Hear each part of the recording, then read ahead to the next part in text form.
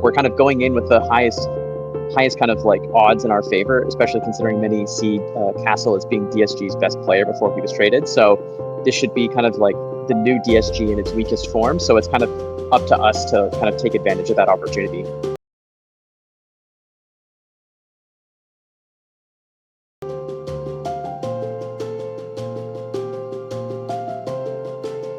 XU still alive! XU takes down Contracts, gets the Dragon, and Dignitas are slaughtering the Rebels in the fight. Zinni can't even realm warp the safety. In the short time that we played together, I discovered our team was pretty raw and inexperienced, but I did see a lot of potential in the team as well, and I think that if we can tidy up some things and just see a couple more angles in the game for engages and fights and stuff like that, I think we'll be in a good spot. The team doesn't have too much ego, and it's been really easy to work with everyone, so stay good. Honestly speaking, I do believe that we're still quite far. I think that we have a lot of things that we need to work on, a lot of concepts that we need to introduce as a team in order to catch up. But like I said before, it's been really easy working with everyone, and I think that as long as we just keep progressing in this way and just keep working hard, I think that we'll have a good shot. Contracts looking to get in there. Supreme Display of Talent will land, but no Dragon secured. Contracts goes down. XU gets the Dragon. His team gets the kill. And Dignitas hold the line yet again. B-Boy now sped up by Seos, but now Seos left out to dry. The Nami will fall. Palafox still peppering B-Boy. Won't land the seismic shove. B-Boy sidesteps that one, but the ward goes down, and he gets the threat of volleys over the wall. Palafox with another kill. A lot of it for us has been making sure that even if we're having bad scrim days or we're just having bad performance in general, that we're always focusing on like keeping the team culture positive, making it a place where everyone can kind of have open conversations and have conflict be productive as opposed to destructive.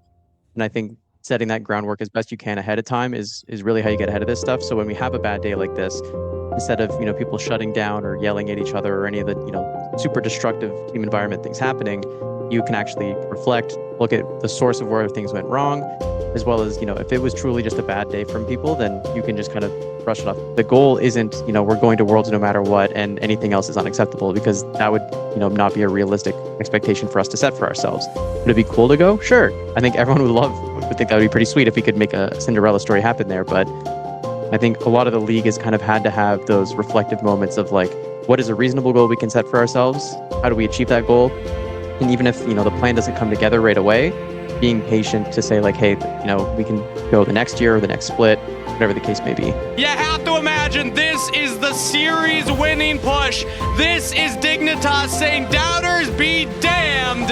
Expectations mean nothing. It's about the performance on the Rift. Dignitas will kill Shopify in their own base.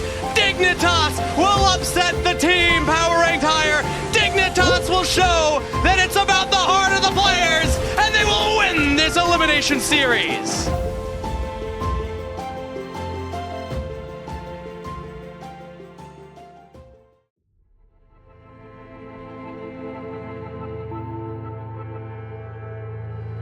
Just won't go down. He's healing too much. The 2-item spike comes online. Double kill to Surdy as Dignitas get roasted at the Dragon fight. That's sold to DSG. Yeah, I mean, I think the matches were just pretty disappointing. I don't think we really connected to the game, especially in game 1. For the second game, I think personally I could have played a lot better. The game was kind of in my hands to carry after the early game, and I think I just didn't really do a good job of using my lead to generate much pressure in the game. Through from Sajed, he's walking forward to get damage on the Ignore was locked down, and now he's free firing onto the front line. Sajed unleashed as DSG continue the push. 4v5. Who needs the mid laner when you got the late game Yanora? A double kill to Sajed, and DSG win the fight. Consistency is definitely a factor. I think that we can be a decent team when we show up and we're focused, and then as you saw today, we can also come in sloppy and